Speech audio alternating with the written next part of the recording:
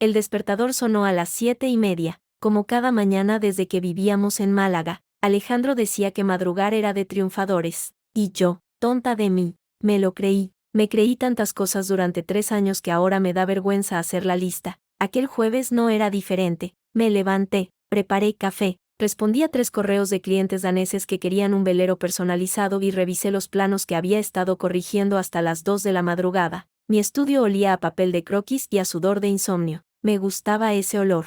Significaba que estaba creando algo. Sobre las 8:15, oí el móvil vibrar en la mesilla. Pensé que era Alejandro, que solía mandarme un buenos días meloso antes de sus reuniones. Abrí el mensaje sin mirar bien el remitente, con esa confianza estúpida que da el amor mal correspondido. Plan cambiado. No puedes ir al crucero. Mi hija necesita a su nueva madre. Lo leí 3 veces. La primera, pensando que era una broma. La segunda, con el estómago encogiéndose. La tercera, con una claridad tan fría que casi podía ver mi propio aliento empañando la pantalla. No era un mensaje para mí. Era un mensaje para Berta. La muy cabrona se había equivocado de destinatario. O quizá no, quizá el subconsciente de Alejandro, ese lugar oscuro donde guardaba todas sus mentiras, había decidido que ya era hora de que yo supiera la verdad. Mi mano tembló al pulsar el botón de llamada. Sonó 4 veces antes de que contestara. Dime, Vega. Su voz sonaba cansada, como si yo fuera una molestia, un trámite burocrático que había que resolver. He recibido un mensaje tuyo, dije, intentando mantener la voz firme. Supongo que no era para mí. Silencio. Luego un suspiro largo, de esos que preceden a las malas noticias. Mira, iba a decírtelo esta noche. Berta ha vuelto, quiere retomar su relación con Silvia, y Silvia quiere vivir con nosotros. Las 3, como una familia. ¿Nosotros? Repetí, y la palabra me supo a veneno. ¿Desde cuándo existimos tú y yo como un nosotros? Vega, no hagas esto difícil. Sabes que te quiero, pero Silvia es mi hija, necesita a su madre biológica. Tú has sido maravillosa con ella, pero soy un estorbo, completé la frase por él. No he dicho eso. No hacía falta. Colgué, no lloré. En ese momento, algo se rompió dentro de mí, pero no fue el corazón. Fue una especie de dique, una barrera que había mantenido contenidas todas las dudas, todas las sospechas, todas las veces que me había mentido a mí misma diciendo que todo iba bien. Me senté frente al ordenador, abrí la carpeta de documentos importantes. Allí estaban, el contrato del piso de Alejandro, que yo había pagado íntegramente con mis ahorros, la hipoteca de mi estudio, que había puesto como aval para un préstamo que él pidió para su empresa, los extractos bancarios de los últimos 3 años, donde se veían las transferencias que le había hecho para emergencias que nunca existieron. 3 años. 3 años construyendo una vida con un hombre que me veía como un cajero automático con sentimientos. Llamé a Lola. Mi mejor amiga contestó al segundo tono. ¿Qué pasa, guapa? ¿Ya has terminado el diseño? Lola, necesito que me dejes tu sofá unos días. Hubo un silencio. Lola siempre había desconfiado de Alejandro. Decía que tenía cara de sepulturero, que era demasiado perfecto, demasiado educado, demasiado todo. ¿Qué ha hecho el hijo de puta? Ha vuelto con su exmujer, y quiere que yo desaparezca. Te recojo en 1 hora. No hace falta. Tengo cosas que hacer antes. Colgué y empecé a moverme como un autómata. Primero, cancelar el crucero. Llamé a la agencia. La mujer que me atendió se llamaba Carmen y tenía una voz dulce, de esas que dan pena ajena. Señora Castillo, lamento informarle que la cancelación tiene un cargo del 50%. Cancélelo igual. ¿Está segura? Era un viaje muy bonito. Las islas griegas en mayo, segurísima. Después, la inmobiliaria. El piso de Alejandro estaba a su nombre, pero yo tenía un poder notarial que me había dado cuando empezamos a vivir juntos. Por si pasa algo, dijo, pues había pasado. Señora Castillo, ¿quiere poner el piso en venta? Preguntó el agente, un tal Rodrigo, con esa eficiencia fingida de los comerciales. Sí, y quiero que sea rápido. Precio por debajo del mercado si hace falta. Entendido. ¿Y el señor Lombardi? ¿Estará de acuerdo? Mentira, pero me daba igual. Luego fui al banco. Vaciar la cuenta conjunta. La mía, la que compartíamos, la que yo alimentaba con mi trabajo mientras él invertía en proyectos que nunca daban frutos. Saqué todo el dinero, unos 40.000 euros, y los transferí a una cuenta nueva a mi nombre. La empleada, una chica joven con gafas de pasta, me miró con curiosidad. ¿Algo más, señora Castillo? Sí, quiero cerrar todas las tarjetas vinculadas a esta cuenta. ¿Las del señor Lombardi también? También. Cuando salí del banco, el sol de Málaga me dio en la cara. Era un día precioso, de esos que invitan a pasear por el puerto, a tomar un vino en una terraza, a ser feliz. Yo me sentía como un cadáver andante. Volví al estudio, empecé a meter mis cosas en cajas. Los planos, los libros de arquitectura naval, el cuaderno de bocetos que había empezado cuando conocí a Alejandro. Lo hojeé. En las primeras páginas había dibujos de barcos, pero a medida que avanzaba, aparecían corazones, fechas, nombres. Vega y Alejandro. Qué ridícula me parecía ahora aquella cursilería. Arranqué las páginas, las rompí, las tiré a la basura. Sobre las 12, sonó el móvil. Era Alejandro. Vega, ¿qué estás haciendo? Me ha llegado una notificación del banco. Cerrando cuentas.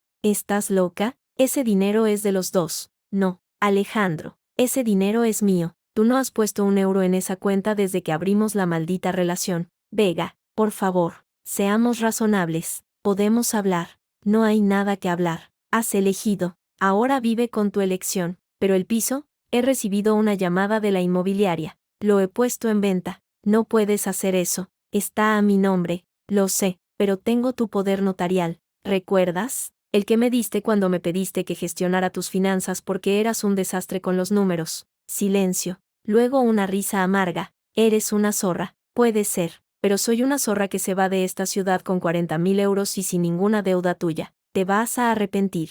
Quizá, pero no tanto como tú. Colgué. Esta vez sí noté un nudo en la garganta, pero lo tragué. No había tiempo para lágrimas. Pasé la tarde vendiendo muebles. El sofá de diseño que tanto le costó encontrar. La mesa de comedor que heredó de su abuela. El cuadro de un pintor local que compramos en nuestra primera escapada a Granada. Todo se fue en cuestión de horas. La gente de Wallapop es rápida cuando los precios son bajos. A las 7 de la tarde, el estudio estaba vacío. Solo quedaba mi maleta, una mochila con el portátil y una caja con los planos que había salvado del naufragio. Antes de irme, escribí una nota. La dejé en la mesilla de noche, la única pieza de mobiliario que no había vendido porque era mía. De cuando vivía sola en Cádiz. No soy un estorbo, soy un huracán. Que disfrutes de tu nuevo puerto. Firmé con mi nombre completo. Vega Castillo García, arquitecta naval, huérfana de padre, hija de un astillero en quiebra, mujer que acababa de perder 3 años de su vida, pero que había recuperado su dignidad en menos de 12 horas. Cogí la maleta y bajé las escaleras. En el portal me encontré con la vecina del tercero, la señora Remedios, una viuda de 70 años que siempre me preguntaba cuándo íbamos a tener hijos. ¿Se va de viaje, Vega?, preguntó,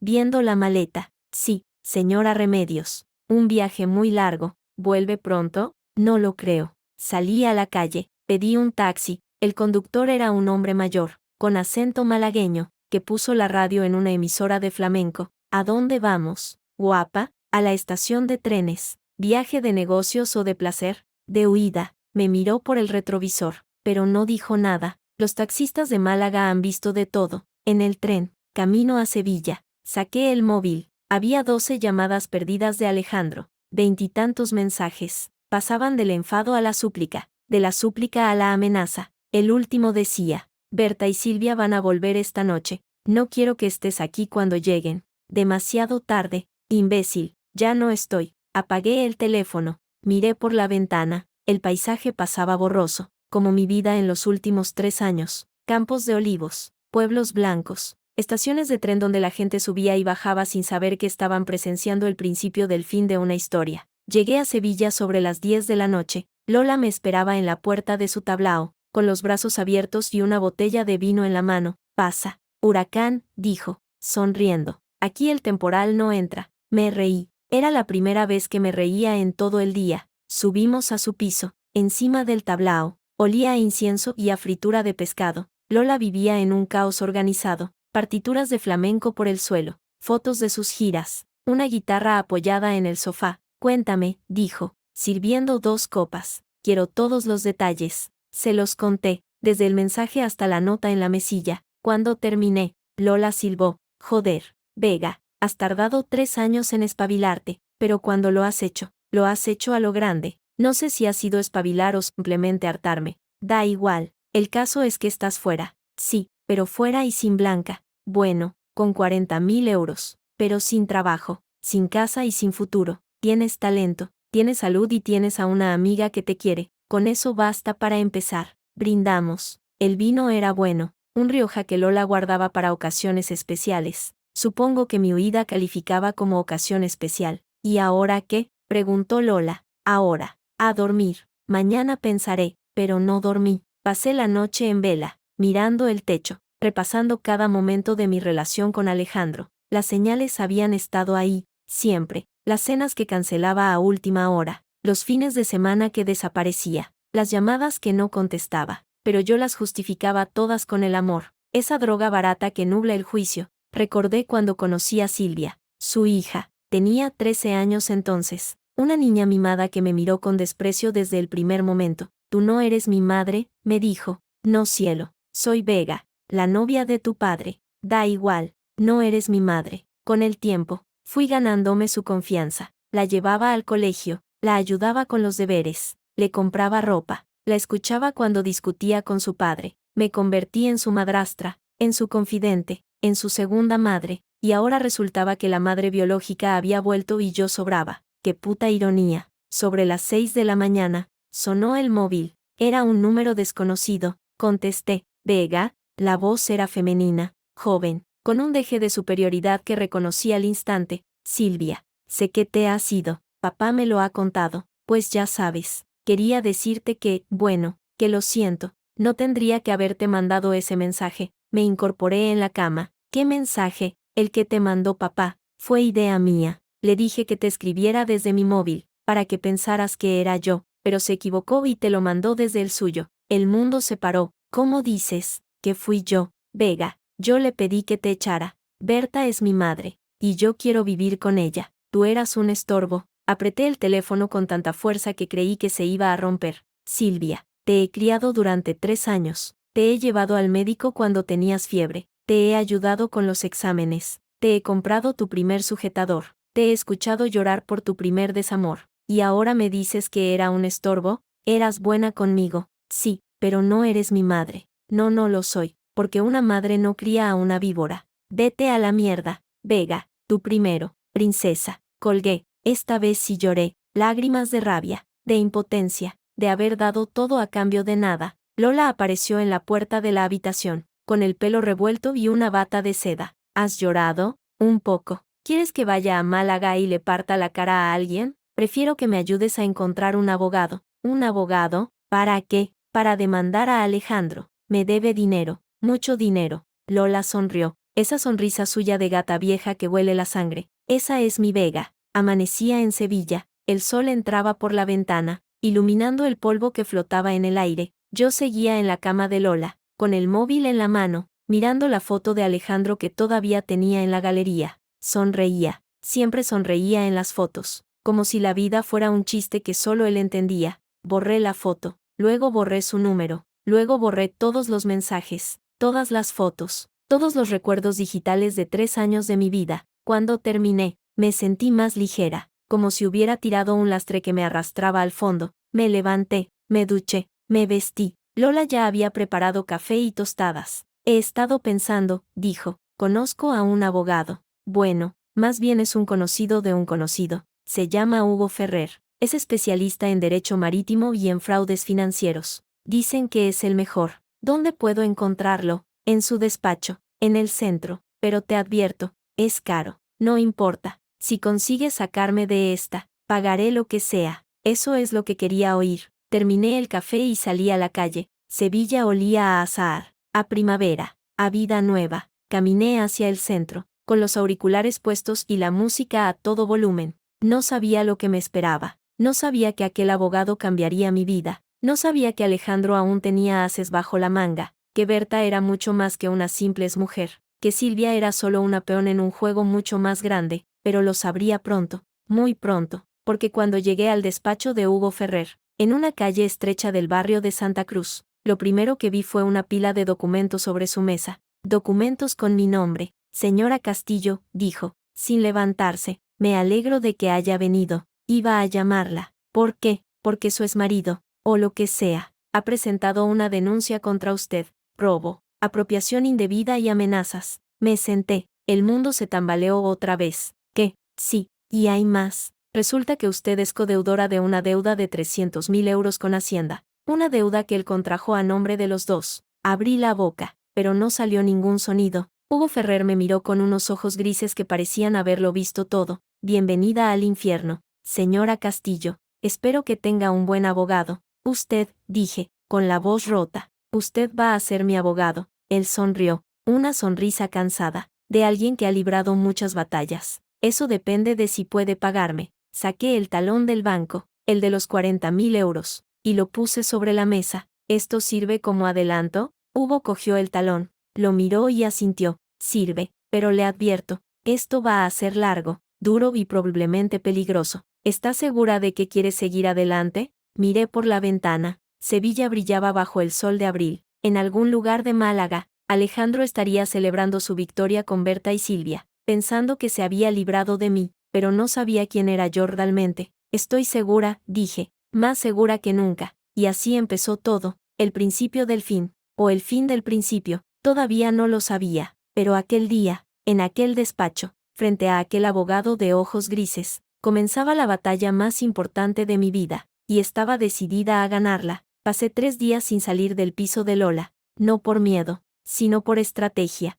Necesitaba pensar, ordenar mis ideas, entender qué mierda había hecho con mi vida para acabar en esa situación. Lola me traía comida, me obligaba a ducharme, me sentaba en el salón para que viera la luz del día. Era mi ángel de la guarda, aunque jurara como un carretero y fumara como un cosaco. No puedes quedarte aquí para siempre, me dijo el tercer día, mientras desayunábamos. Tienes que enfrentarte a lo que sea que haya que enfrentarse. Lo sé. ¿Has llamado al abogado? Le he escrito un correo. Me ha respondido que revise los documentos que me dio. Los documentos. Aquellos malditos papeles que Hugo Ferrer me había entregado en su despacho. Los había hojeado. Sí, pero sin prestar atención. Prefería creer que era un error, que Alejandro no sería capaz de arruinarme del todo, pero aquella mañana, con el café humeante y Lola mirándome con esos ojos que no admitían excusas, abrí la carpeta y empecé a leer. Era peor de lo que imaginaba. Alejandro había creado una sociedad limitada a nuestro nombre,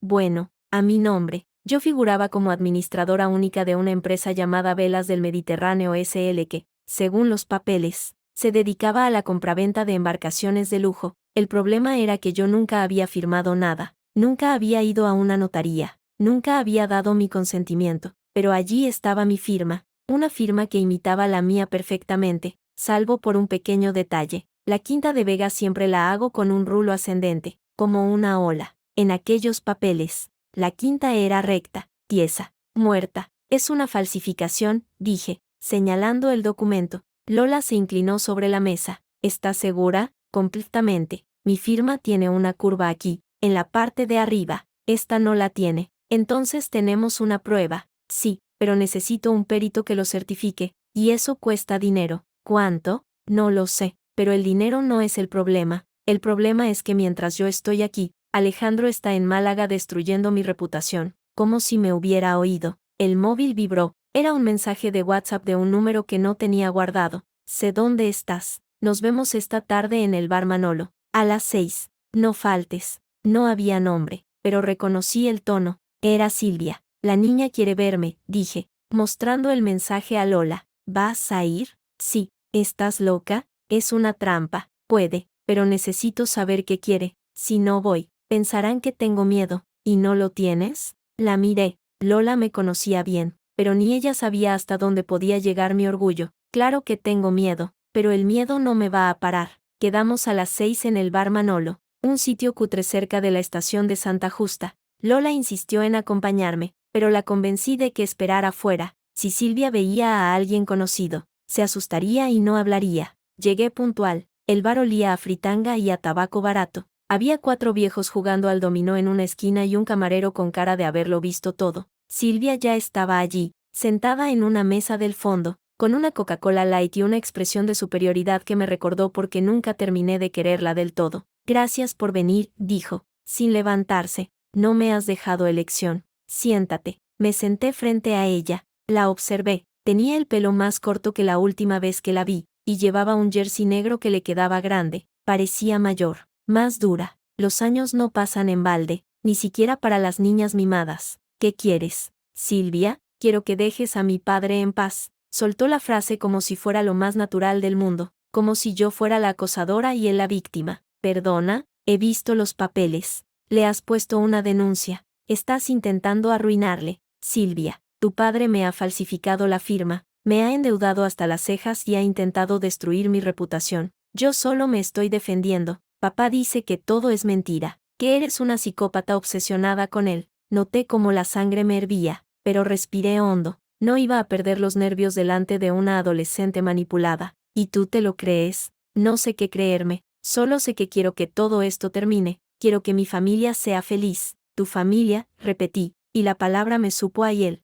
Dime una cosa, Silvia. ¿Recuerdas cuando tuviste anginas con 14 años y tu padre estaba de viaje de negocios? Ella bajó la mirada. Sí. ¿Quién te llevó al hospital? Tú. ¿Quién se quedó contigo toda la noche, durmiendo en una silla de plástico, mientras te ponían el suero? Tú. ¿Quién te compró el vestido para la fiesta de fin de curso cuando tu madre biológica se olvidó de tu talla? Tú. Vega. Lo sé, pero, no hay pero que valga. Yo te cuidé durante 3 años. Te quise como si fueras mi hija. Y ahora vienes a pedirme que deje en paz al hombre que me ha robado 3 años de mi vida y 300.000 euros. Silvia apretó los labios. Vi que estaba a punto de llorar, pero se contuvo. Era dura, como su padre. Berta está embarazada, dijo de repente. La noticia me golpeó como un puñetazo en el estómago. ¿Qué? Sí, está de 3 meses. Papá dice que esta vez va a hacerlo bien, que va a ser una familia de verdad. ¿Y tú qué piensas? Yo pienso que soy una estúpida, que he cambiado a la única persona que se preocupaba de verdad por mí por una madre que no me quiere y un padre que miente. Las lágrimas empezaron a caer por sus mejillas. Esta vez no pudo contenerlas.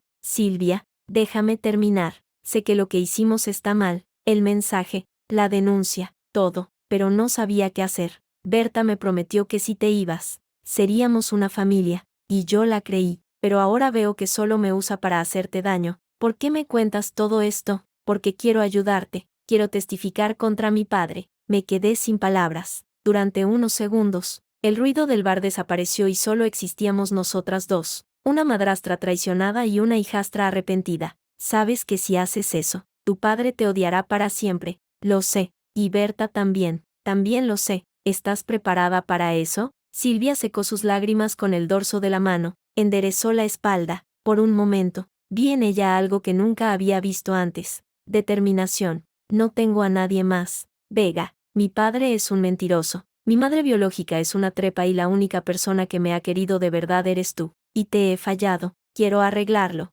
Apreté los puños debajo de la mesa. 1000 emociones me atravesaban. Rabia, tristeza, incredulidad, y una pequeña chispa de esperanza. Necesito que me digas todo lo que sepas. Las cuentas, las empresas, las mentiras, todo. Te lo contaré, pero tengo miedo. Yo también, pero el miedo no nos va a parar. Oh sí, Silvia sonrió. Era la primera vez que la veía sonreír de verdad desde que éramos amigas. No, no nos va a parar. Salimos del bar juntas. Lola nos esperaba en la esquina, fumando un cigarrillo tras otro. Cuando vio a Silvia, puso cara de pocos amigos. ¿Qué hace esta aquí? Está conmigo, dije. Ha venido a ayudar. ¿Ayudar? Si es la misma que te clavó el cuchillo. La misma, pero ahora va a ayudarme a sacarlo. Lola me miró, dudando. Luego se encogió de hombros. Allá tú, pero si me entero de que hace alguna jugarreta, la parto la cara. No haré nada, dijo Silvia. Lo prometo.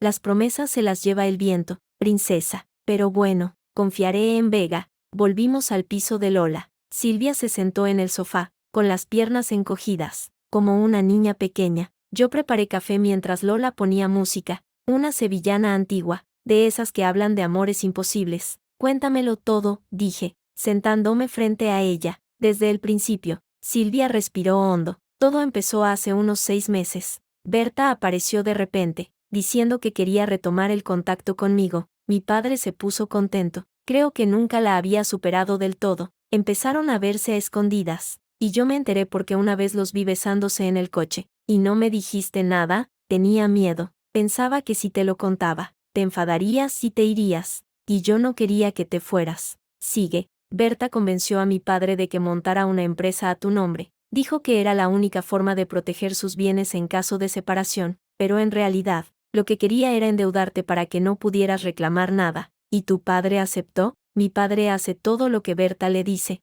Está ciego. ¿Sabes algo más? ¿Alguna prueba física? Silvia dudó, metió la mano en el bolsillo de su chaqueta y sacó un pendrive azul. Aquí hay copias de todos los correos electrónicos que se han escrito. Berta es lista, pero no tanto. Usó el ordenador de casa para hacer las gestiones. Y yo hice copias de seguridad. Cogí el pendrive como si fuera una reliquia sagrada. Silvia, esto es oro. Lo sé, por eso lo he guardado hasta ahora. ¿Sabes lo que significa? Que podemos demostrar que todo fue planeado. Sí, pero también significa que si se enteran de que te lo he dado, estaré muerta. No se van a enterar, te lo prometo. Pasamos las siguientes horas revisando los archivos. Había correos, facturas, contratos falsos, transferencias bancarias. Un entramado perfecto de mentiras y engaños que Berta había tejido con la ayuda de Alejandro. Lo peor de todo era la frialdad con la que hablaban de mí. En uno de los correos, Berta escribía: una vez que Vega esté fuera, podremos vender el piso,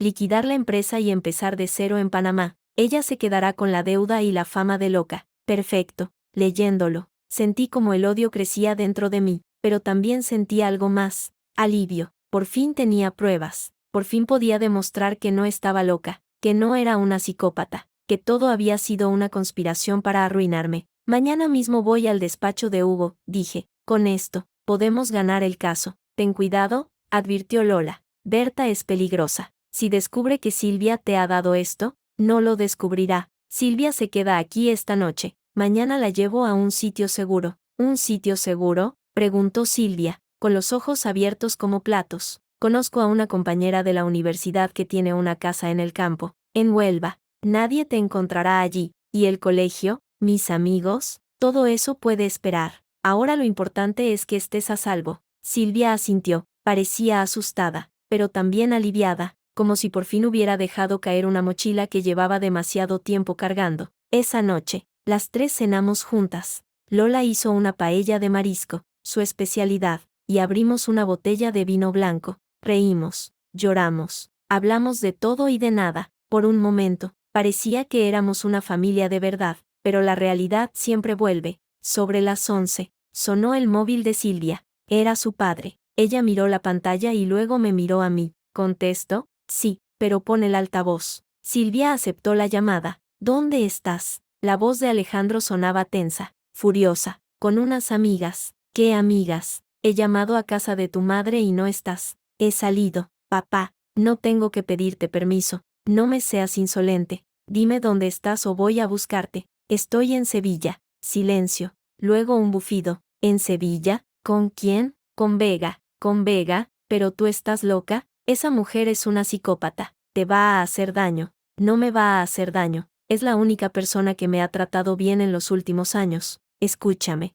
Silvia. Vuelve a casa ahora mismo. Berta y yo estamos muy preocupados. Berta no es mi madre. Tú tampoco eres un buen padre. Me quedo con Vega. Silvia, no me obligues a... Adiós. Papá, colgó. Sus manos temblaban. Le costaba respirar. Lo has hecho muy bien, dije, abrazándola. ¿Y si viene a buscarme? Que venga. Le esperamos. Pero Alejandro no vino. Al menos, no esa noche. A la mañana siguiente, llevé a Silvia a casa de mi amiga Marta, en un pueblo perdido de Huelva. Marta era bióloga marina. Vivía sola con 3 perros y un huerto ecológico. No tenía televisión, apenas cobertura y el pueblo más cercano estaba a 20 kilómetros. Aquí estará segura, dijo Marta, mientras Silvia exploraba la casa. Nadie va a buscarla en este agujero. Gracias, Marta, te debo una. Me debes varias. Pero bueno, para eso están las amigas. Antes de irme, Silvia me abrazó fuerte. No me falles, Vega. No lo haré, te lo prometo. Y ten cuidado, mi padre no se va a rendir fácilmente. Lo sé, pero yo tampoco. Volví a Sevilla con el pendrive en el bolsillo y una determinación renovada. Fui directamente al despacho de Hugo Ferrer. Esta vez no llamé, entré sin avisar. Señora Castillo, dijo Hugo, levantando la vista de sus papeles. La esperaba. Tengo algo que enseñarle. Saqué el pendrive y lo puse sobre su mesa. ¿Qué es? La prueba de que todo es una conspiración. Correos, facturas, transferencias. Todo lo que necesitamos para demostrar que Alejandro y Berta planearon arruinarme. Hugo cogió el pendrive y lo conectó a su ordenador. Mientras revisaba los archivos, su expresión pasó de la curiosidad a la sorpresa, y de la sorpresa a una admiración que no había visto antes en él. Esto es increíble, dijo. ¿Cómo lo ha conseguido? Su hija me lo ha dado. Silvia, la hijastra que la traicionó, la misma. Resulta que se arrepintió. Señora Castillo, esto cambia todo. Con estas pruebas, podemos no solo ganar el caso, sino también denunciar a Berta por conspiración y falsedad documental. Eso quiero. Pero hay un problema. ¿Cuál? Que si presentamos esto, Alejandro y Berta sabrán que Silvia les ha traicionado, y no dudarán en tomar represalias. Silvia está a salvo. La he escondido en un lugar seguro. Hugo asintió, pensativo. Entonces, no hay tiempo que perder. Voy a preparar la documentación para presentarla ante el juez, pero necesito que usted testifique. Testificaré. Va a ser duro. La defensa intentará desacreditarla, sacar trapos sucios, culparla de todo. Que lo intenten. Yo ya no tengo nada que esconder. Hugo sonrió. Era la primera vez que lo veía sonreír de verdad, y debo admitir que le sentaba bien. Señora Castillo, creo que vamos a llevarnos bien. Llámeme Vega. Señora Castillo me hace sentir vieja. De acuerdo, Vega. Entonces, empecemos. Pasamos toda la mañana revisando los documentos.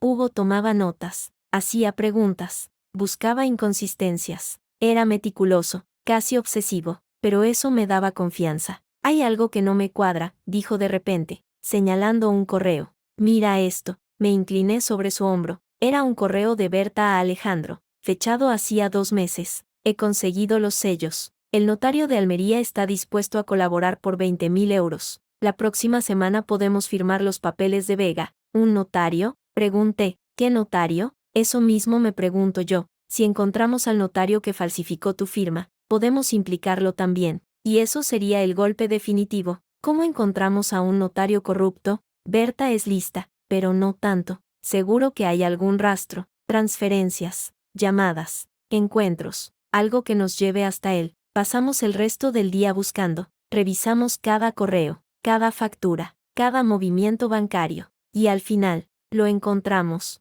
Una transferencia de 20.000 euros a una cuenta en Almería, a nombre de un tal Francisco Jiménez López. ¿Quién es Francisco Jiménez López? No tengo ni idea, dijo Hugo, pero voy a averiguarlo. Mientras él llamaba a sus contactos, yo me quedé mirando los papeles. Todo aquello era tan retorcido, tan calculado, que costaba creer que fuera real. Vega, dijo Hugo, colgando el teléfono, tengo algo. Dime. Francisco Jiménez López es notario en Roquetas de Mar. Tiene 62 años, una mujer y 2 hijos. Y según mis fuentes, está siendo investigado por la Fiscalía Anticorrupción por un caso similar. ¿Otro caso? Sí, al parecer. No es la primera vez que falsifica firmas. Ya hay otras 2 denuncias contra él. Entonces, si declaramos, y si conseguimos que confiese, el caso contra Alejandro y Berta será irrefutable. ¿Cómo conseguimos que confiese? Hugo sonrió, esa sonrisa de lobo viejo que había visto antes. Eso déjemelo a mí. Tengo experiencia en hacer hablar a la gente. No pregunté cómo. Prefería no saberlo. Esa noche, volví al piso de Lola agotada pero esperanzada. Por primera vez en días, veía una luz al final del túnel, pero cuando abrí la puerta, me encontré con Lola pálida como la cera, el teléfono en la mano. ¿Qué pasa? Han llamado de la comisaría. Han detenido a Silvia. ¿Qué? ¿Cómo? No lo sé, pero dicen que tienes que ir allí ahora mismo. Salí corriendo. Lola me siguió, protestando, pero no la escuchaba. Solo pensaba en Silvia, en lo que le habrían hecho, en cómo la habrían encontrado. Llegué a la comisaría en 10 minutos. Un agente me recibió con cara de pocos amigos. ¿Es usted Vega Castillo? Sí, su hijastra está ahí dentro. La hemos detenido por posesión de drogas. ¿Drogas? Eso es imposible. Silvia no consume drogas. Encontramos 10 gramos de cocaína en su bolso. Dice que es suya. Es mentira. Alguien la ha plantado. Eso lo dirá en el juicio. De momento, queda detenida. Pedí verla. Me llevaron a una sala pequeña, con una mesa y 2 sillas. Silvia estaba sentada, con las manos esposadas, la mirada perdida. Silvia, ¿qué ha pasado? No lo sé, dijo, con la voz rota. Estaba en casa de Marta, tranquila. Cuando llegó la policía, registraron mi habitación y encontraron la droga en mi mochila, pero yo no la puse ahí. Vega, te lo juro. Lo sé, ha sido mi padre. Oh Berta, alguien que quiere callarme. Tranquila, voy a sacarte de aquí. ¿Cómo? Tengo un abogado, el mejor. Salí de la comisaría y llamé a Hugo. Le expliqué la situación. Hubo un silencio largo al otro lado de la línea. Esto es una advertencia, dijo. Quieren que sepas que pueden llegar a ella. Lo sé. Y quieren que te calles. También lo sé. ¿Vas a callarte? Ni de coña. Eso quería oír. Voy a hablar con el juez de guardia. Con un poco de suerte, la pondrán en libertad mañana. Y si no,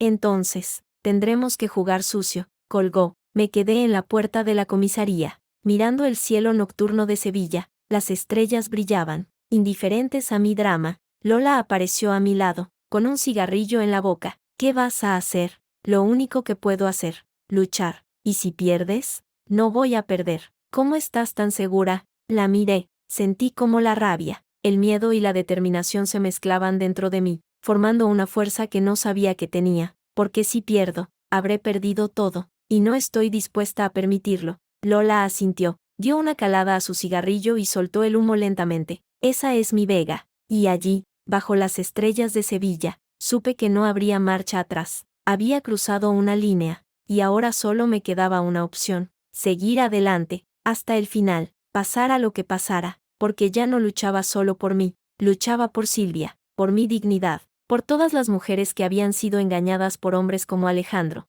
y estaba dispuesta a quemar el mundo entero si hacía falta. Pasé aquella noche en vela, sentada en el sofá de Lola, con el móvil en la mano y el corazón latiéndome tan fuerte que creía que iba a perforarme el pecho. Silvia estaba en el calabozo, sola, asustada, pagando por un crimen que no había cometido, y yo no podía hacer nada excepto esperar. Esperar, la palabra más odiada de mi vocabulario. Lola se había quedado dormida en el sillón, con un cigarrillo a medio consumir entre los dedos. La miré y sentí una punzada de gratitud. Ella no tenía por qué estar metida en todo esto. Podría haberse hecho la sueca, haberme dicho que lo solucionara sola, pero no, estaba ahí, como siempre, desde que éramos niñas y me defendía de los matones del colegio. Sobre las 6 de la mañana, sonó el teléfono. Era Hugo. La han puesto en libertad, dijo, sin preámbulos, pero con cargos. Tendrá que comparecer ante el juez la semana que viene. ¿Cómo está ella? Asustada, pero entera. He hablado con ella. Dice que quiere verte. ¿Dónde está ahora? En mi despacho. La he traído aquí para evitar que su padre se la lleve. Voy para allá. Colgué y desperté a Lola. Silvia está libre. Voy a buscarla. Te acompaño. No hace falta. No te pregunto si hace falta. Te digo que te acompaño. Discutir con Lola era como discutir con una pared, así que las dos cogimos el coche y nos dirigimos al centro. El despacho de Hugo estaba en una calle estrecha del barrio de Santa Cruz, en un edificio antiguo con olor a madera y a libros viejos. Subimos las escaleras y entramos sin llamar. Silvia estaba sentada en una silla, con una manta sobre los hombros y una taza de café entre las manos. Cuando me vio, se levantó de golpe y se lanzó a mis brazos. Lo siento, lo siento. Lo siento, repetía, entre sollozos. Tranquila, ya estás aquí, ya pasó, no pasó. Van a juzgarme, me van a meter en la cárcel. No te van a meter en la cárcel, no tienen pruebas, tienen la droga, la encontraron en mi mochila, y nosotros vamos a demostrar que te la plantaron. Hugo intervino, con esa voz calmada que parecía tener para todo. He estado pensando, la única forma de demostrar que la droga no era suya es encontrar a quien la puso. Y tengo una teoría. ¿Cuál? Pregunté. Berta, o alguien contratado por ella. Silvia, ¿recuerdas si alguien tuvo acceso a tu mochila en las últimas horas antes del registro? Silvia frunció el ceño, pensando. Sí, la mujer de la limpieza. Llegó a la casa de Marta sobre las 4 de la tarde. Dijo que Marta le había pedido que limpiara la habitación de invitados. ¿Y la dejaste sola? Sí, bajé a la cocina a por agua. Perfecto, eso es una brecha. Ahora necesitamos saber quién es esa mujer. Marta la conoce. Se llama Rosario. Vive en el pueblo. Voy a hablar con Marta, dije, sacando el móvil, pero antes de que pudiera marcar, la puerta del despacho se abrió de golpe. Alejandro entró como una exhalación, seguido de Berta, que llevaba un abrigo de pieles y una expresión de suficiencia que daban ganas de abofetearla. Silvia, dijo Alejandro, ignorándonos a todos, vamos a casa. No voy a ninguna parte, respondió Silvia, apretándose contra mí. No me hagas esto, hija. Berta y yo estamos preocupados por ti. ¿Preocupados? Salté yo. ¿Preocupados? Sois vosotros los que le habéis plantado la droga. Eso es una acusación grave. Vega, dijo Berta, con una voz melosa que me puso los pelos de punta. Es la verdad, y voy a demostrarlo. No tienes pruebas. Las tengo. Tengo los correos, las transferencias, las falsificaciones. Y tengo a tu hija de testigo. Berta palideció. Por un segundo, vi el miedo en sus ojos, pero se recompuso rápidamente. No sé de qué hablas. Claro que lo sabes. Sabes perfectamente que planeaste todo esto con Alejandro, que falsificasteis mi firma, que me endeudasteis, que intentasteis destruirme, y ahora queréis silenciar a Silvia para que no testifique. Vega, por favor, intervino Alejandro. No hagas esto más difícil. ¿Más difícil? ¿Más difícil para quién? Para ti. ¿Qué te has ido de rositas mientras yo me quedaba con una deuda de 300.000 euros? Eso no es cierto. Tú firmaste esos papeles voluntariamente. Mientes. Y tengo pruebas. Hugo dio un paso al frente. Su presencia imponía respeto, incluso a alguien como Alejandro. Señor Lombardi, le sugiero que abandone este despacho antes de que llame a la policía. No tiene derecho a echarme. Esta es mi hija. Su hija es mayor de edad. Puede decidir por sí misma. Tiene 17 años. Aún es menor. Entonces, hablemos con un juez, porque tengo entendido que usted y su acompañante han presentado una denuncia falsa por drogas contra su propia hija. Eso es delito. Alejandro abrió la boca para responder, pero Berta lo agarró del brazo. Vámonos, dijo ella. Esto no ha terminado. No ha terminado, dije yo. Esto acaba de empezar. Salieron del despacho sin mirar atrás. Silvia rompió a llorar. Yo la abracé fuerte, sintiendo como su cuerpo temblaba contra el mío. No puedo más. Vega, no puedo. Puedes. Eres más fuerte de lo que crees. No lo soy. Tengo miedo. El miedo es normal, pero no dejes que te paralice. Hugo se acercó y puso una mano sobre el hombro de Silvia. Voy a protegerte, te lo prometo. ¿Cómo? Mi padre tiene dinero, influencias, contactos. Tú eres solo un abogado. Soy un abogado que ha ganado casos mucho más difíciles que este, y tengo algo que ellos no tienen. La verdad. Silvia levantó la mirada. Sus ojos, rojos de llorar, se encontraron con los de Hugo. ¿De verdad cree que podemos ganar? No lo creo. Lo sé. Pasamos el resto del día en el despacho, planeando los siguientes pasos. Hugo contactó con un detective privado, un tal Marcos, que había trabajado con él en casos anteriores. Le explicamos la situación y él aceptó investigar a la mujer de la limpieza. Si encuentro algo, os llamo, dijo, antes de colgar. ¿Y ahora qué? Pregunté. Ahora. A esperar. Otra vez la maldita espera. Para distraerme, decidí revisar los correos que Silvia me había dado. Había cientos, pero uno en particular llamó mi atención. Era un correo de Berta a Alejandro, fechado hacía 3 meses. He hablado con el notario. Todo está listo. Solo necesito que Vega firme los papeles. ¿Cómo vamos a conseguir su firma? Y la respuesta de Alejandro. Déjamelo a mí. Esta noche la invito a cenar. La emborracho y le hago firmar. Ella confía en mí. Hará lo que le diga. Sentí como el estómago se me revolvía. Recordé aquella noche. Alejandro me había llevado a un restaurante caro. Me había pedido que probara un vino que tenía que catar sí o sí, y luego había sacado unos papeles. Es solo un trámite para el seguro del barco, me dijo. Y yo, borracha y confiada, había firmado sin leer. Qué estúpida había sido. ¿Estás bien?, preguntó Silvia, viendo mi expresión. No, pero es igual. Sigue. Pasamos horas revisando documentos, cada correo, cada factura, cada transferencia. Poco a poco, el puzzle se iba completando, y cuanto más veía, más me daba cuenta de la magnitud del engaño. No solo me habían robado el dinero, me habían robado la confianza, la dignidad, la capacidad de creer en alguien. Sobre las 8 de la tarde, sonó el móvil de Hugo. Era Marcos, el detective. La tengo, dijo, la mujer de la limpieza. Se llama Rosario Gómez. Tiene 45 años. Vive en el pueblo y tiene antecedentes por pequeños robos. Alguien le pagó 500 euros para que pusiera la droga en la mochila. ¿Quién?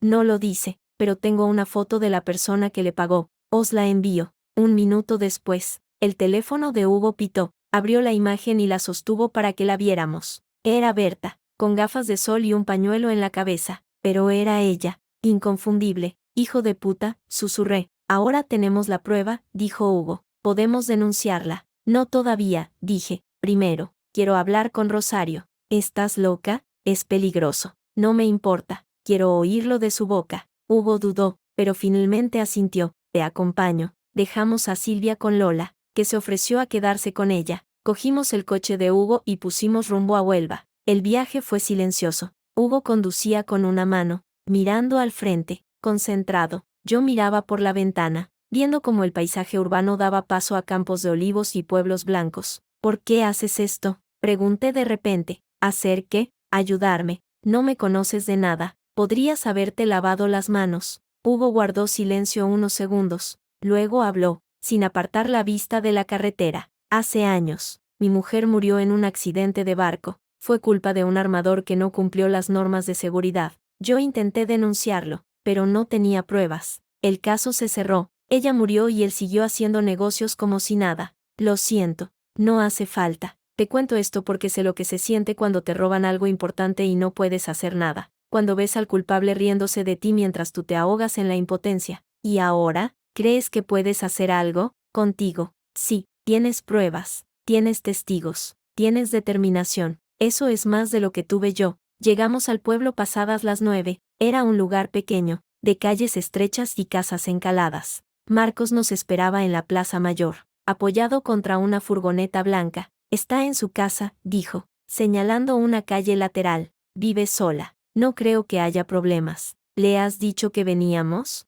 No, mejor que sea una sorpresa. Llamamos a la puerta. Una mujer menuda, de pelo canoso y mirada huidiza, abrió. Cuando nos vio, su rostro se tensó. ¿Rosario Gómez?, preguntó Hugo, mostrando su placa de abogado. Sí, ¿qué quiere? Hablar con usted, sobre la droga que puso en la mochila de una menor. Ella palideció, intentó cerrar la puerta, pero yo puse el pie. No se moleste, sabemos todo. Tenemos fotos de usted recibiendo el dinero de Berta Lombardi. No sé de qué habla. Claro que lo sabe, y si no coopera, llamaremos a la policía. Con sus antecedentes, no le va a ir muy bien. Rosario dudó, nos miró a Hugo, luego a mí, luego al suelo. Finalmente, suspiró y abrió la puerta. Pasen. Su casa era pequeña y humilde, olía a sopa de pollo y a tabaco. Nos sentamos en un sofá desvencijado mientras ella se sentaba enfrente, con las manos cruzadas sobre las rodillas. ¿Cuánto le pagaron?, pregunté. 500 euros. ¿Quién?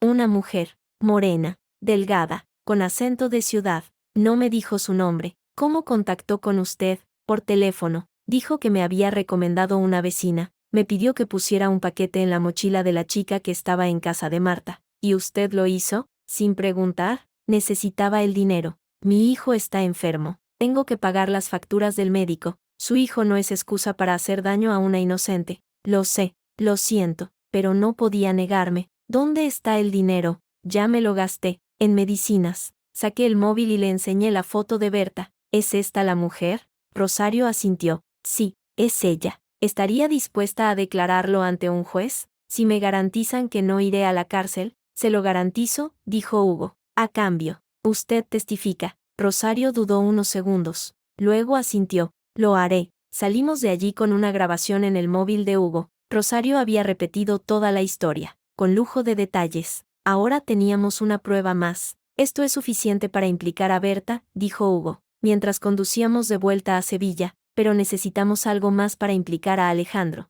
¿El qué? Algo que demuestre que él sabía lo del notario, que participó activamente en la falsificación. Tengo los correos. Él le decía a Berta cómo conseguir mi firma. Eso es complicidad, pero no es suficiente para una condena firme. Necesitamos que él estuviera presente cuando se falsificó la firma, o que diera la orden directa. ¿Cómo conseguimos eso? Hablando con el notario. ¿El notario? Francisco Jiménez. Ese no va a hablar. Todos hablan. Vega. Solo hay que encontrar el precio adecuado. Llegamos a Sevilla pasada la medianoche. Lola y Silvia estaban despiertas, viendo la televisión en el salón. Cuando entramos, Silvia se levantó de un salto. ¿Qué ha pasado? Hemos encontrado a la mujer que puso la droga. Va a testificar. Silvia sonrió. Era la primera sonrisa que le veía en días. Entonces, ¿todo va bien? Va mejor, pero aún queda camino. Esa noche, mientras todos dormían, yo me quedé despierta, mirando el techo. Pensaba en Alejandro, en Berta, en el notario, en todas las personas que habían contribuido a arruinarme, pero también pensaba en mí, en cómo había cambiado en los últimos días. De ser una mujer ingenua que confiaba ciegamente en un hombre, había pasado a ser una mujer que desconfiaba hasta de su propia sombra. El dolor te cambia, te vuelve más dura, más fría, más calculadora, pero también te enseña a valorar lo que realmente importa, y lo que realmente importaba era Silvia. esa niña que había criado durante 3 años, que me había traicionado, pero que ahora estaba dispuesta a arriesgarlo todo por mí. Eso era el amor, no el amor romántico de las películas, sino el amor real, el que duele, el que exige sacrificios, el que te hace querer ser mejor persona. A la mañana siguiente, Hugo me llamó temprano. He estado investigando al notario, Francisco Jiménez López. Tiene 62 años. Está casado. Tiene 2 hijos y una amante. ¿Una amante? Sí, una mujer de 30 años, llamada Carla. Trabaja en su despacho. Según mis fuentes, la relación es seria, tan seria que él le ha comprado un piso en la playa. ¿Y eso nos sirve de algo? Su mujer no lo sabe. Si se entera, el divorcio le costará una fortuna. Y si además sale a la luz que ha falsificado firmas, perderá la licencia y ir a la cárcel. ¿Qué propones? Ir a verlo, y darle un ultimátum, y si no acepta, aceptará. Los hombres como él siempre aceptan cuando tienen algo que perder. Quedamos a las 11 en el despacho de Hugo. Media hora después, estábamos en el coche, camino de Almería. El viaje fue largo, 4 horas de carretera, con paradas en áreas de servicio para estirar las piernas y tomar café. Hugo hablaba poco, pero cuando lo hacía, era para decir algo importante. Cuando hablemos con él, déjame llevar la conversación, tú solo interven si te pregunto algo.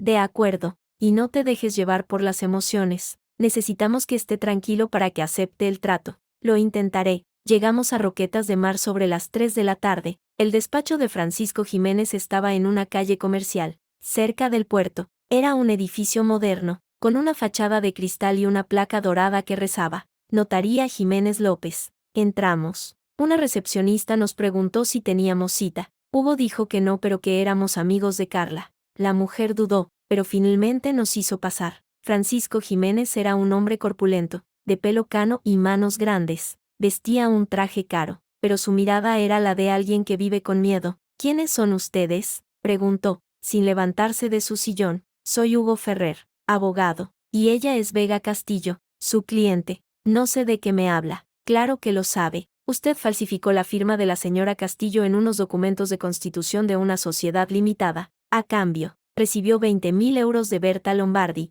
Jiménez palideció, su mano tembló ligeramente sobre la mesa. Eso es una acusación grave. No tengo por qué escuchar esto. Tiene que escucharlo, porque si no mañana mismo su mujer recibirá un dossier completo con las fotos de usted y Carla en el piso de la playa. Y pasado mañana, la Fiscalía Anticorrupción tendrá una copia de las transferencias que recibió de Berta. No tienen pruebas. Las tenemos. Y tenemos testigos. La señora Castillo tiene en su poder los correos electrónicos donde Berta y Alejandro Lombardi planean todo el engaño, y usted aparece mencionado. Jiménez se levantó, dio unos pasos hacia la ventana, mirando al exterior. Estuve a punto de hablar, pero recordé las instrucciones de Hugo y me callé. ¿Qué quieren?, preguntó, sin volverse. Queremos que testifique, que confiese que falsificó la firma de la señora Castillo por orden de Berta Lombardi. Si hago eso, me arruino. Si no lo hace, se arruina igual, pero si coopera, podemos negociar una reducción de la condena. Testigo protegido, algo así.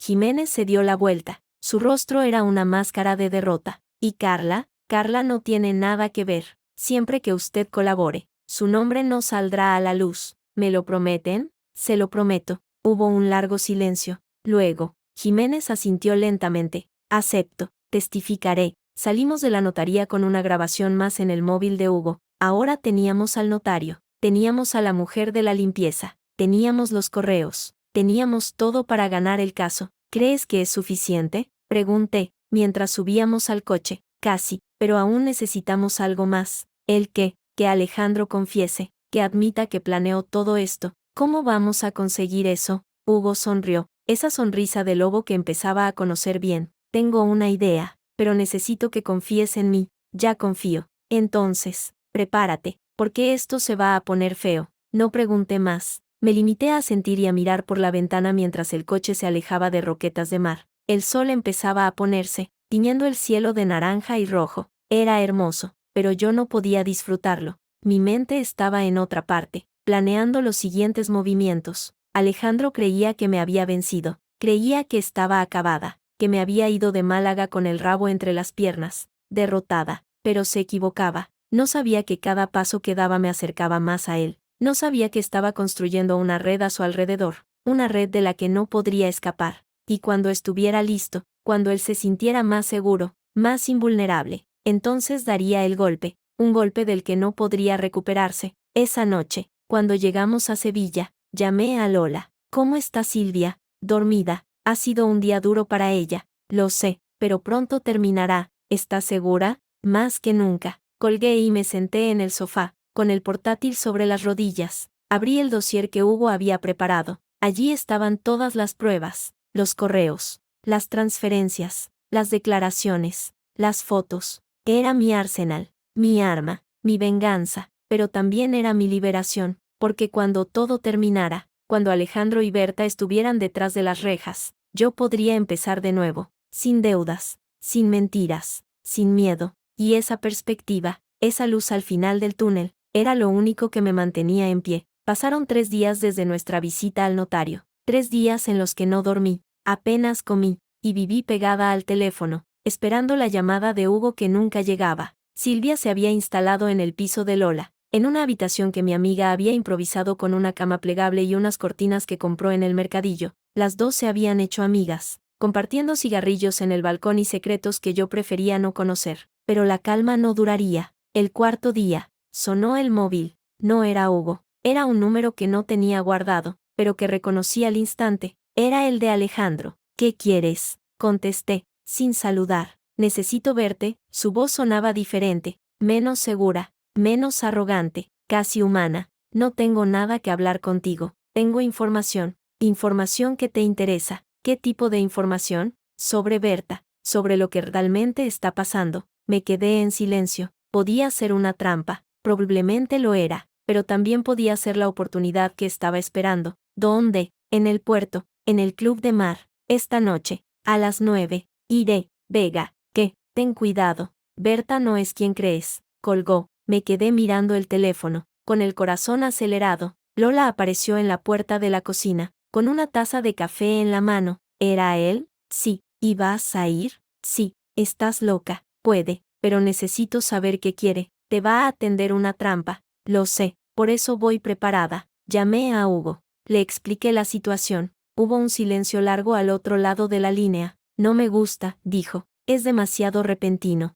demasiado conveniente. Lo sé, pero si Alejandro está dispuesto a hablar, puede darnos la prueba definitiva, o puede estar intentando tenderte una trampa. Por eso necesito que estés cerca, por si pasa algo. Estaré allí, pero no me gusta. A mí tampoco, pero no tengo otra opción. Pasé el día preparándome, revisé los correos, las pruebas, las declaraciones. Todo estaba en orden. Si Alejandro decidía traicionarme, al menos tendría material para defenderme. Sobre las 8 de la tarde, me vestí, nada elegante, unos vaqueros, una chaqueta de cuero, el móvil en el bolsillo y una grabadora escondida en el sujetador. Lola me miró cuando salía. Pareces una espía de película. Eso espero. Ten cuidado, Vega, si no vuelves en 2 horas. Voy a buscarte. Lo sé. Cogí un taxi hasta el puerto. El club de mar estaba al final del paseo marítimo, un edificio blanco con terrazas que daban al mar. Cuando llegué, Alejandro ya estaba allí, sentado en una mesa del fondo, con una copa de vino vacía delante. Me senté frente a él.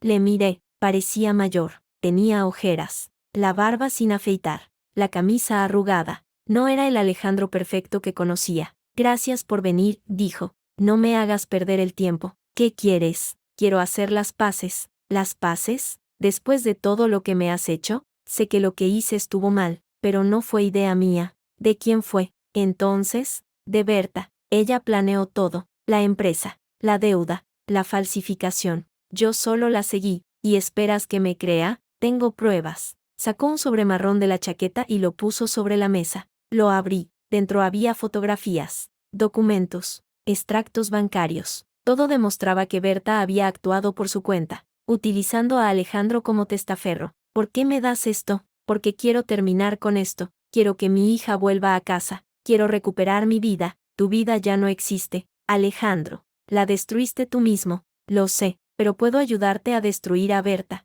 Ella es la verdadera culpable. Le miré a los ojos. Busqué alguna señal de mentira, de manipulación, pero solo vi cansancio, derrota. ¿Y qué ganas tú? Inmunidad. Si testifico contra ella, el juez podría reducir mi condena. No puedo prometerte nada, solo quiero que lo intentes. Guardé el sobre en mi bolso, me levanté, hablaré con Hugo, pero no esperes nada, Vega, que, lo siento, de verdad. Le miré un último vez, el hombre que había amado, que había odiado, que había deseado ver muerto, ahora solo me daba pena. Adiós, Alejandro. Salí del club y caminé hacia el paseo marítimo. El aire olía a sal y a pescado. Las luces del puerto se reflejaban en el agua oscura. Entonces oí pasos detrás de mí. Me giré. Una figura emergió de las sombras. Era Berta. Llevaba el mismo abrigo de pieles de siempre, pero su rostro era una máscara de furia. ¿Qué te ha dado?, preguntó, con voz temblorosa. Nada que te importe. Ese idiota te ha dado algo. Lo vi. No es asunto tuyo. Todo lo que hace Alejandro es asunto mío. Pues parece que no, porque acaba de contarme todo tu plan. Berta palideció. Dio un paso hacia mí, pero yo no retrocedí. Mientes. Ah, sí. Entonces, ¿por qué tiemblas? Porque hace frío. No, tiemblas porque sabes que has perdido. Berta se lanzó hacia mí. Intentó agarrarme el bolso, pero yo fui más rápida. Le di un golpe en el brazo y ella cayó al suelo. Rodamos por el suelo, arañándonos, tirándonos del pelo. La gente empezó a mirar. Alguien gritó. Entonces apareció Hugo. Me levantó del suelo y me separó de Berta, que seguía en el suelo, jadeando. ¿Estás bien?, preguntó. Sí, estoy bien. Tenemos que irnos. La policía está al llegar. Corrimos hacia el coche de Hugo. Subimos y arrancamos, dejando atrás a Berta, que nos gritaba desde el suelo. ¿Qué ha pasado?, preguntó Hugo. Mientras conducía, Alejandro me ha dado pruebas contra Berta. Ella nos vio y se volvió loca. ¿Pruebas? ¿Qué tipo de pruebas? Fotos, documentos, extractos, todo lo que necesitamos para incriminarla. Y Alejandro quiere testificar contra ella a cambio de inmunidad. Eso es interesante. ¿Crees que es sincero? No lo sé, pero si las pruebas son reales, podemos usarlas. Llegamos al piso de Lola, subimos las escaleras corriendo. Lola y Silvia nos esperaban en el salón, con caras de preocupación. ¿Qué ha pasado?, preguntó Lola. Nos hemos encontrado con Berta. Ha habido una pelea. ¿Estás bien? Sí, pero tenemos que darnos prisa. Berta sabe que tenemos las pruebas. Intentará destruirlas. ¿Qué hacemos?, preguntó Silvia. Nos vamos de Sevilla, ahora mismo. ¿A dónde? A Madrid. Tengo un contacto en la Fiscalía General. Podemos presentar las pruebas allí, en 20 minutos. Hicimos las maletas. Metimos todo en el coche de Hugo. Ropa, documentos, el ordenador portátil con los correos. Silvia se sentó atrás, con Lola. Yo delante, con Hugo. Salimos de Sevilla cuando el sol empezaba a salir. La ciudad despertaba lentamente, con sus calles vacías y sus farolas aún encendidas. Yo miraba por la ventana trasera, esperando ver un coche siguiéndonos, pero no había nadie. ¿Crees que nos persiguen?, pregunté. No lo sé, pero no podemos arriesgarnos. ¿Cuánto falta para Madrid?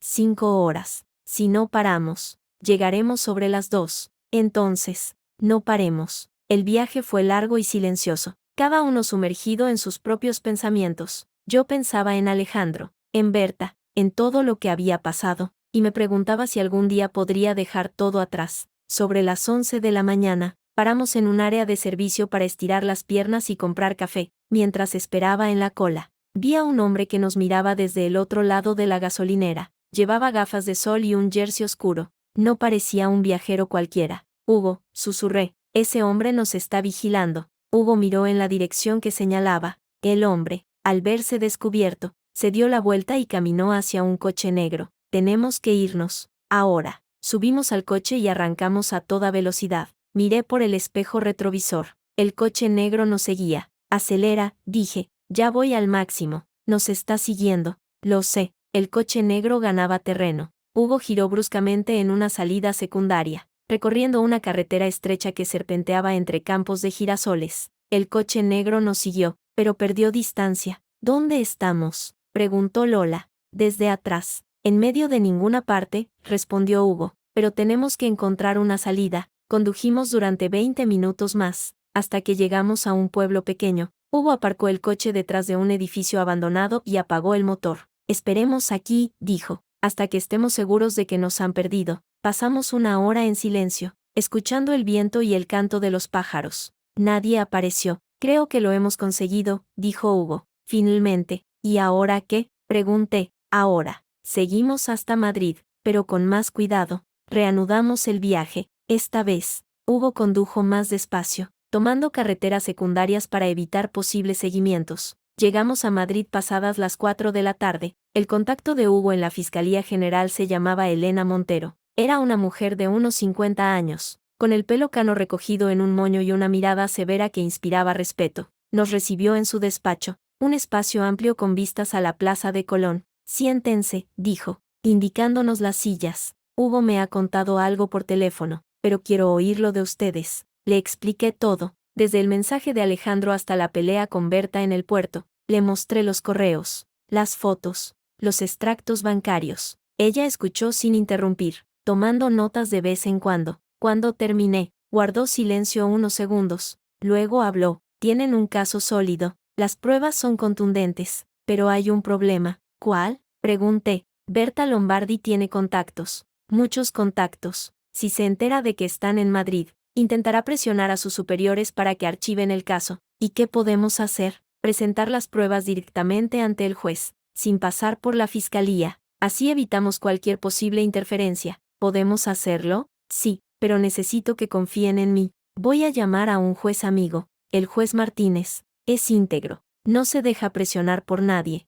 De acuerdo. Elena hizo una llamada. Media hora después, estábamos en el despacho del juez Martínez. Un hombre delgado, de pelo blanco y gafas de montura metálica, revisó los documentos con calma, haciendo preguntas precisas. Esto es grave, dijo. Finalmente, muy grave, pero también es la oportunidad de cerrar un caso que lleva años abierto. ¿Años? Pregunté, sorprendida. Sí, Berta Lombardi no es nueva en esto. Llevamos años investigándola por blanqueo de capitales y estafa, pero nunca habíamos tenido pruebas suficientes para detenerla. ¿Y ahora? Ahora las tenemos. Gracias a usted. ¿Qué va a pasar ahora? Voy a emitir una orden de detención contra Berta Lombardi y Alejandro Lombardi, y voy a citar a declarar a todos los implicados. ¿Cuánto tiempo tardará? Mañana mismo. Si todo va bien, en 48 horas estarán detenidos. Salí del juzgado sintiendo una mezcla de alivio y miedo. Alivio porque por fin veía el final del túnel, miedo porque sabía que Berta no se rendiría sin luchar. Esa noche, nos alojamos en un hotel discreto en las afueras de Madrid. Hugo reservó 2 habitaciones contiguas. Lola y Silvia compartieron una. Hugo y yo, la otra. Antes de dormir, Hugo y yo nos sentamos en el balcón, mirando las luces de la ciudad. ¿Crees que lo conseguiremos? Pregunté. Sí, lo conseguiremos. ¿Y después? ¿Qué haré después? Lo que quieras. Eres libre, Vega, por primera vez en años. Eres libre. No sé ser libre. He vivido tanto tiempo atada a Alejandro que he olvidado cómo es. Aprenderás. Toma tiempo, pero se aprende. ¿Tú lo aprendiste? Hugo guardó silencio. Miró al horizonte, donde las luces de Madrid se perdían en la oscuridad. Todavía estoy aprendiendo. ¿Y duele? Duele, pero también libera. ¿Cómo sabes que estás listo? Cuando dejas de mirar atrás. Cuando el pasado deja de doler y empiezas a construir algo nuevo. ¿Y cómo se hace eso? Un día a la vez, un paso cada vez. Le miré, sus ojos grises brillaban bajo la luz de la luna. Por un momento, sentí ganas de besarlo, pero me contuve. No era el momento, todavía no. Gracias, Hugo, por todo. No tienes que agradecerme, es mi trabajo. No es solo tu trabajo, es algo más. Puede, ¿el qué? No lo sé todavía, pero cuando lo sepa, te lo diré. Sonreí. Era la primera vez que sonreía de verdad en semanas. Buenas noches, Hugo. Buenas noches, Vega. Me levanté y entré en la habitación. Me tumbé en la cama, mirando el techo. Afuera, la ciudad seguía su curso, indiferente a mi drama, pero yo ya no me sentía sola. Por primera vez en mucho tiempo, sentía que había alguien a mi lado, alguien en quien podía confiar. A la mañana siguiente, sonó el teléfono a las 7. Era Elena Montero. Ha ocurrido algo, dijo, con voz tensa. ¿Qué? Anoche, alguien entró en el juzgado. Robaron los documentos originales. ¿Qué? ¿Cómo? No lo sabemos. Pero las copias que ustedes tienen son las únicas que quedan. ¿Y la orden de detención? El juez Martínez la ha emitido igualmente, pero sin los documentos originales. Será más difícil probar el caso. ¿Qué hacemos ahora? Tienen que traerme las copias. Ahora mismo. Y tienen que tener cuidado. Si Berta sabe que tienen las copias, irá a por ustedes. Colgué. Desperté a Hugo. Le expliqué la situación. Tenemos que irnos, dijo. Ahora. ¿A dónde? A la fiscalía. A entregar las copias. Salimos del hotel a toda prisa. En el coche, llamé a Lola. ¿Estáis bien? Sí. ¿Qué pasa? Han robado los documentos originales del juzgado. Tenemos que entregar las copias antes de que Berta nos encuentre. Dios mío, ¿dónde estáis? Yendo a la fiscalía. Vosotros quedaos en el hotel. No salgáis. De acuerdo, tened cuidado. Llegamos a la fiscalía en 20 minutos. Elena nos esperaba en la puerta. Subimos corriendo a su despacho. Dadme las copias, dijo. Hugo le entregó el pendrive y la carpeta con los documentos. Elena los guardó en una caja fuerte. Estarán seguros aquí, dijo. Ahora, tenemos que esperar. ¿Cuánto tiempo? El juez Martínez ha convocado una vista urgente para esta tarde. Si todo va bien, Berta y Alejandro serán detenidos antes de que termine el día. Pasamos la mañana en la sala de espera de la fiscalía. Silvia y Lola llegaron sobre las 11. Las 4 nos sentamos juntas, mirando el reloj, esperando. A las 2 de la tarde, sonó el teléfono de Elena. Contestó, escuchó, asintió. Acaban de detener a Berta Lombardi, dijo, colgando, en el aeropuerto de Barajas. Intentaba coger un vuelo a Panamá. ¿Y Alejandro? Pregunté. También. Lo han detenido en su casa de Málaga. ¿Y ahora? Ahora. A esperar el juicio. ¿Cuánto tardará? Unas semanas, tal vez un mes, pero con las pruebas que tienen, la condena está asegurada. Silvia rompió a llorar. Lola la abrazó. Yo me quedé quieta, mirando al vacío. Había ganado. Después de meses de lucha, de miedo, de incertidumbre, había ganado, pero no sentía alegría, solo un vacío enorme, como si hubiera estado corriendo durante tanto tiempo que al parar, el cuerpo no supiera qué hacer. ¿Estás bien?, preguntó Hugo. No lo sé, creo que sí, pero no lo sé. Es normal, tarda un tiempo asimilarlo. ¿Y ahora qué? Ahora, a vivir. Le miré, sus ojos grises me devolvieron la mirada, y por un momento, supe que todo iba a estar bien. Por fin, después de tanto tiempo, todo iba a estar bien. El juicio comenzó un lunes de mayo, en la Audiencia Provincial de Madrid. El día amaneció gris, con nubes bajas que amenazaban lluvia, pero a mí me daba igual el tiempo. Llevaba semanas preparándome para ese momento, ensayando cada palabra, cada gesto, cada respuesta ante las preguntas que sabía que me harían. El juez Martínez presidía la sala. Era un hombre de aspecto severo, con gafas de montura dorada y una calva incipiente que intentaba disimular peinándose el poco pelo que le quedaba. A su izquierda, la fiscal Elena Montero, con su moño impecable y su mirada de halcón. A su derecha, el abogado defensor de Berta, un tal García Lorca, un tipo engominado que vestía trajes caros y sonreía con demasiada frecuencia. Alejandro y Berta estaban sentados en el banquillo de los acusados, separados por un policía. Alejandro llevaba un traje oscuro, pero se le veía desmejorado, con ojeras profundas y la mirada perdida. Berta, en cambio, parecía haber ido a una sesión de fotos, maquillaje perfecto, pelo recogido, un vestido azul marino que chillaba inocente. Me miró al entrar y esbozó una sonrisa que helaba la sangre. No la mires, me susurró Hugo, sentado a mi lado. Quiere provocarte. Lo sé, concéntrate en mí, en lo que vamos a decir, en nada más. Asentí, apreté las manos bajo la mesa y esperé. El juicio comenzó con la lectura de los cargos. La lista era larga: falsificación documental, estafa, blanqueo de capitales, conspiración para cometer fraude, y un largo etcétera que el secretario leyó con voz monótona durante casi 20 minutos. Cuando terminó, el juez Martínez se quitó las gafas y miró a los acusados. Señora Lombardi, señor Lombardi, ¿cómo se declaran? Inocente, dijo Berta, con voz firme. Inocente, repitió Alejandro, pero su voz tembló. El juez asintió y llamó al primer testigo, el notario Francisco Jiménez. Jiménez entró en la sala con paso inseguro. Vestía un traje marrón que le quedaba grande y llevaba una carpeta azul apretada contra el pecho. Al ver a Berta, desvió la mirada, sudaba. Señor Jiménez, comenzó la fiscal Montero, ¿conoce usted a los acusados? Sí, a la señora Lombardi, al menos. ¿En qué circunstancias la conoció? Ella vino a mi despacho hace aproximadamente un año. Dijo que necesitaba unos documentos notariales para una sociedad limitada. ¿Y usted los preparó? Sí, incluso sabiendo que la firma de la señora Castillo era falsa. Jiménez tragó saliva, miró al juez, luego a Berta, luego al suelo. Sí. ¿Puede explicar al tribunal por qué lo hizo? ¿Por qué me pagaron 20.000 euros? Un murmullo recorrió la sala. El juez Martínez golpeó la mesa con el martillo. Silencio en la sala. Continúe. Señor Jiménez. La señora Lombardi me dijo que era un asunto familiar, que la señora Castillo estaba de acuerdo pero no podía desplazarse a la notaría. Me pidió que falsificara la firma, y usted aceptó sin comprobarlo. Necesitaba el dinero. Tenía deudas. ¿Problemas personales? ¿Problemas personales?, interrumpió García Lorca. El abogado de Berta se refiere a su relación extramatrimonial con su secretaria, la señorita Carla Muñoz. Jiménez palideció. Eso no viene al caso. Viene al caso si demuestra que usted es una persona de moral dudosa, propensa a mentir y a ocultar información. Objeción, dijo la fiscal Montero. El señor Jiménez no está siendo juzgado por su vida privada, sino por un delito específico. Admitida, dijo el juez. Señor García Lorca, ciñase a los hechos. El abogado de Berta sonrió, como si hubiera conseguido lo que quería.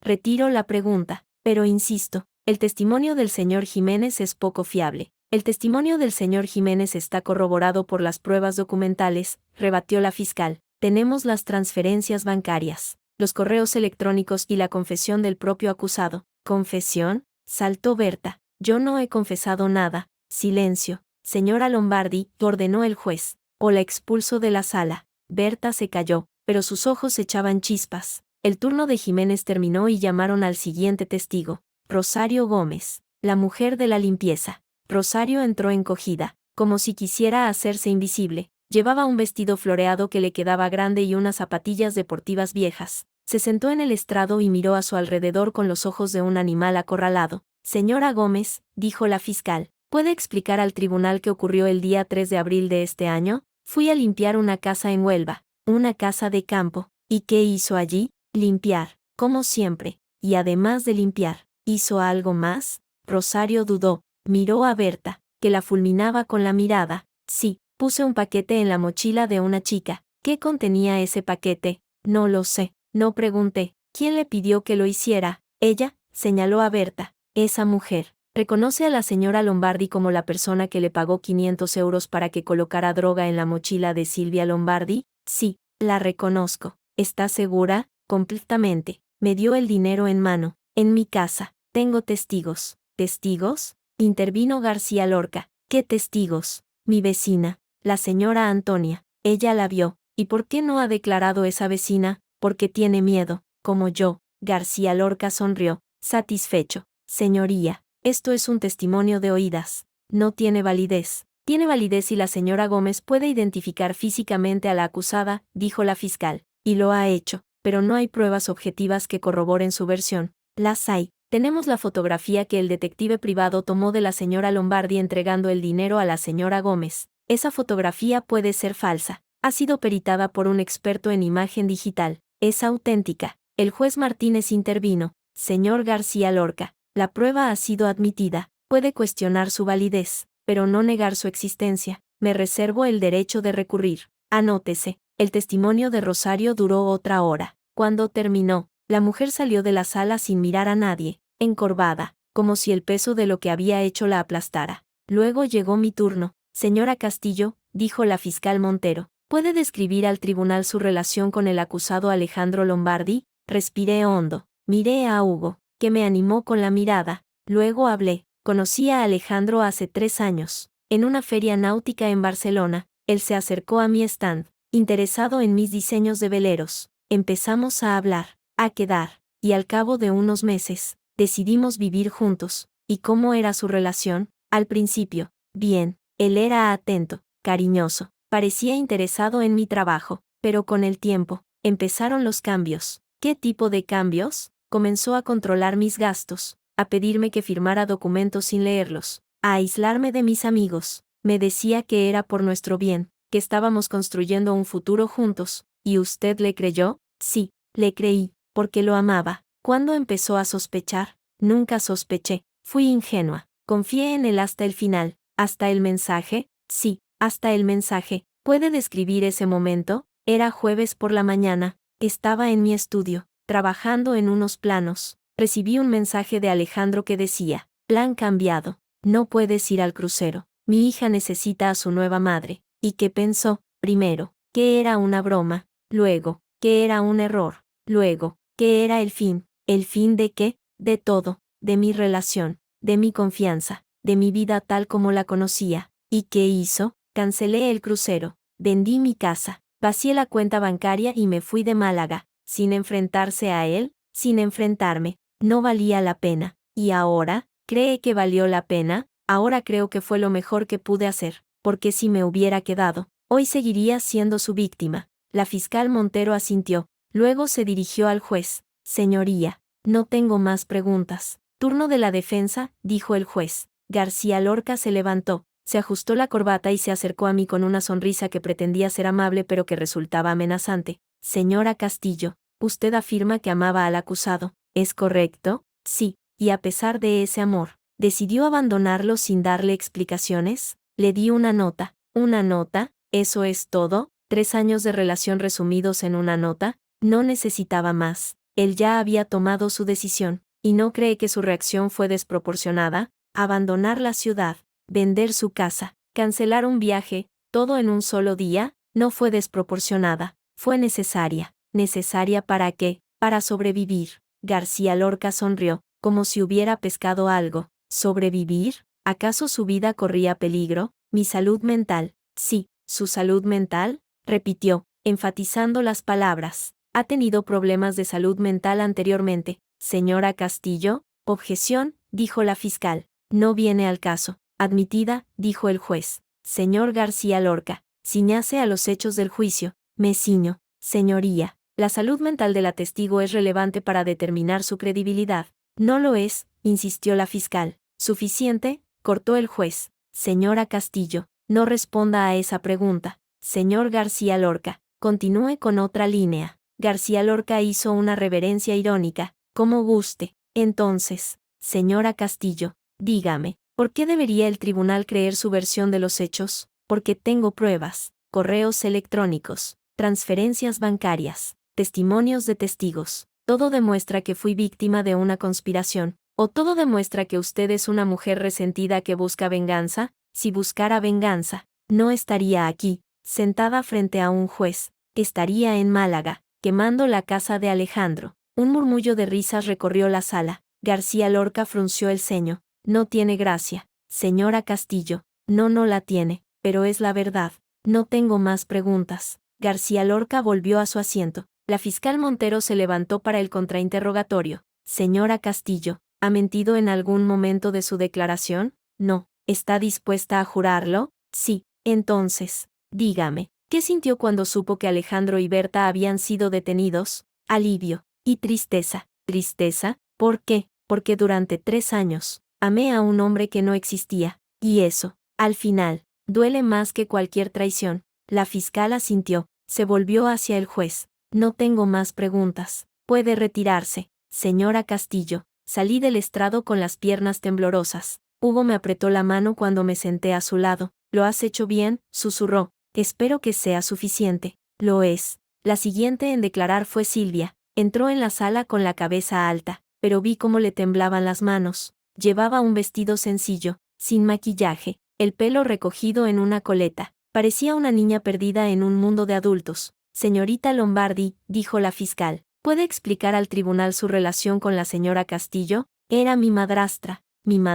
de facto, aunque no hubiera papeles de por medio. ¿Cómo la trataba? Bien, muy bien. Me cuidaba, me llevaba al colegio, me ayudaba con los deberes, me compraba ropa. Era como una madre para mí. ¿Y cómo era su relación con su padre? Buena, al principio, pero luego cambió. ¿Cuándo empezó a cambiar? Cuando apareció Berta, su madre biológica. Sí. ¿Y qué ocurrió entonces? Mi padre empezó a alejarse de Vega. Pasaba más tiempo con Berta. Hablaban en secreto, se encerraban en el despacho. Yo notaba que algo no iba bien. ¿Y qué hizo usted? Nada. Tenía miedo. ¿Miedo de qué? De perder a mi padre. De que si decía algo, él me echaría de casa. ¿Y finalmente qué pasó? Berta convenció a mi padre de que montara una empresa a nombre de Vega. Dijo que era para proteger sus bienes, pero en realidad era para endeudarla. ¿Cómo lo sabe? Porque leí sus correos. Hice copias. ¿Y qué hizo con esas copias? Se las di a Vega. ¿Por qué? Porque me di cuenta de que estaba haciendo daño a la única persona que realmente se preocupaba por mí. Gracias, señorita Lombardi. No tengo más preguntas. García Lorca se levantó. Esta vez no sonreía. Señorita Lombardi, Usted afirma que leyó los correos de su padre. ¿Cómo obtuvo acceso a ellos? Su ordenador estaba abierto. No tuve que forzar nada. ¿Y no le parece que eso es una violación de la privacidad? Puede, pero si no lo hubiera hecho, hoy no sabríamos la verdad. ¿La verdad? ¿O su versión de la verdad? Los correos hablan por sí solos. Los correos pueden ser manipulados. No lo fueron. ¿Cómo puede estar tan segura? Porque los vi con mis propios ojos. Y porque tengo copias. García Lorca cambió de táctica. Señorita Lombardi, ¿usted quiere a su padre? Silvia dudó, miró a Alejandro, que la miraba con los ojos llenos de lágrimas. Sí, le quiero. Y a pesar de quererlo, ¿está dispuesta a testificar contra él? No testifico contra él, testifico a favor de la verdad. ¿Y cree que la verdad justifica hacer daño a su propio padre? La verdad no hace daño. Las mentiras. Sí. García Lorca guardó silencio. Luego negó con la cabeza. No tengo más preguntas. Silvia salió del estrado y se sentó al lado de Lola. La vi llorar en silencio, mientras Lola le pasaba un brazo por los hombros. El juicio continuó durante 2 días más. Declararon peritos caligráficos, expertos en imagen digital, detectives privados. Cada prueba, cada testimonio, reforzaba nuestra versión. El tercer día, llegó el turno de Alejandro. Subió al estrado con paso lento, como si cada paso le costara un esfuerzo sobrehumano. Se sentó frente al micrófono y miró al juez con los ojos de un hombre derrotado. Señor Lombardi, dijo la fiscal, ¿confirma usted su declaración previa? Sí. ¿Puede repetirla para el tribunal? Alejandro respiró hondo. Miró a Berta, que lo fulminaba con la mirada. Luego habló. Fui cómplice de un plan para arruinar a Vega Castillo. Berta Lombardi ideó el plan. Consiguió al notario. Falsificó las firmas y organizó la trampa de la droga. Yo la seguí porque estaba ciego, porque creía que me amaba. ¿Y ahora? ¿Sigue creyéndolo? No, ahora sé que solo me usaba. ¿Para qué? Para blanquear dinero, para tener un testaferro, para tener a alguien a quien culpar si todo salía mal. ¿Y usted aceptó? Sí, porque era débil, porque tenía miedo de perderla. Miedo de perder a una mujer que le estaba utilizando. El miedo no entiende de razones. La fiscal Montero asintió. Luego se dirigió al juez. Señoría, la acusación retira los cargos contra Alejandro Lombardi a cambio de su cooperación y testimonio. Aceptado, dijo el juez. Señor Lombardi, queda en libertad condicional hasta la sentencia. Berta saltó de su asiento. Esto es una farsa. Él es tan culpable como yo. Siéntese. Señora Lombardi, ordenó el juez. O la expulso de la sala. No pueden hacer esto. Yo no he hecho nada. Señora Lombardi, si no se sienta, la haré esposar. Berta se sentó, pero su rostro era una máscara de odio. El juicio terminó al día siguiente. El juez Martínez dictó sentencia. Berta Lombardi, culpable de todos los cargos, condenada a 8 años de prisión. Alejandro Lombardi, culpable de complicidad, condenado a 3 años, suspendidos por su cooperación. Cuando el juez leyó la sentencia, Berta estalló. Me pagaréis esto, todos vosotros, os arrepentiréis. La sacaron de la sala entre 2 policías. Alejandro se quedó sentado, mirando al vacío, como si no supiera qué hacer con su libertad. Yo me levanté, salí de la sala sin mirar atrás. Fuera, el sol brillaba. Sevilla me esperaba. Hugo me alcanzó en la puerta. ¿Estás bien? Sí, creo que sí. ¿Y ahora qué? Ahora, a vivir. ¿Sola? Le miré. Sus ojos grises me devolvieron la mirada. Sonreí. No, no sola. Caminamos juntos hacia la salida. Detrás de nosotros, el edificio de los juzgados se alejaba, llevándose con él los fantasmas del pasado. Delante, el futuro, incierto, pero nuestro. Y por primera vez en mucho tiempo, supe que todo iba a salir bien. 1 año después, yo estaba en San Sebastián, frente al mar Cantábrico, viendo cómo mi primer velero diseñado en libertad surcaba las olas. Se llamaba Venganza, aunque no era un nombre que hubiera elegido por rencor, sino por justicia. Cada vela, cada cabo, cada curva del casco llevaba una parte de mí, de lo que había aprendido en los meses más duros de mi vida. El astillero noruego que me había contratado, Norhavn Yachts, confió en mí desde el primer día. Su director, un hombre rubio y de ojos azules llamado Erik Johansen, había visto mis planos en internet y me había llamado una semana después de que terminara el juicio. Señora Castillo, me dijo por teléfono, con su acento nórdico, he visto su trabajo, es extraordinario, quiero que trabaje para nosotros. ¿En Noruega? Pregunté, sorprendida. En San Sebastián, tenemos una oficina allí. necesitamos a alguien con su talento para liderar el equipo de diseño de veleros de lujo. Acepté sin dudarlo. Necesitaba un cambio, un lugar donde nadie me conociera, donde pudiera empezar de cero. San Sebastián era perfecto, una ciudad pequeña, con mar, con buena comida y gente amable, y lo más importante, lejos de Málaga, lejos de Alejandro, lejos de todo. Los primeros meses fueron duros. Me levantaba a las 6 de la mañana, iba al astillero, trabajaba hasta las 8 de la tarde, volvía a casa, cenaba sola y me acostaba. No tenía amigos, no tenía vida social, no tenía nada excepto mi trabajo, pero me bastaba. El trabajo era mi refugio, mi terapia, mi forma de demostrarme a mí misma que podía salir adelante. Poco a poco, las cosas empezaron a mejorar. Conocí a mis compañeros de trabajo, gente joven y apasionada por el mar. Hice amigos, salí a cenar, volví a reír, y una tarde, recibí una llamada inesperada. Vega, soy Hugo. El corazón me dio un vuelco. No hablaba con él desde el día del juicio, cuando nos despedimos en la puerta de los juzgados. Él se quedó en Madrid, yo me mudé a San Sebastián. Cada uno siguió su camino. Hugo, ¿cuánto tiempo? Sé que has estado ocupada. He seguido tu carrera. El velero Venganza ha ganado un premio, ¿no? Sí, el Premio Nacional de Diseño Naval. Fue una sorpresa. No fue una sorpresa. Te lo merecías. Gracias. Hubo un silencio. Luego, Hugo habló. Vega, quería verte. Hace un año que no nos vemos, y creo que necesitamos hablar. ¿Hablar de qué? De nosotros, de lo que pasó, de lo que podría pasar. No sé si estoy preparada, yo tampoco, pero si esperamos a estar preparados, nunca haremos nada. Sonreí. Siempre había sido así, directo, sincero, sin rodeos. ¿Dónde quieres que nos veamos? Donde tú quieras. Puedo ir a San Sebastián. Entonces, ven, te espero. Colgué y me quedé mirando el teléfono. Había pasado un año desde que todo terminó, un año desde que empecé a reconstruir mi vida, y ahora, Hugo volvía a aparecer. No sabía qué sentir. Miedo, quizá,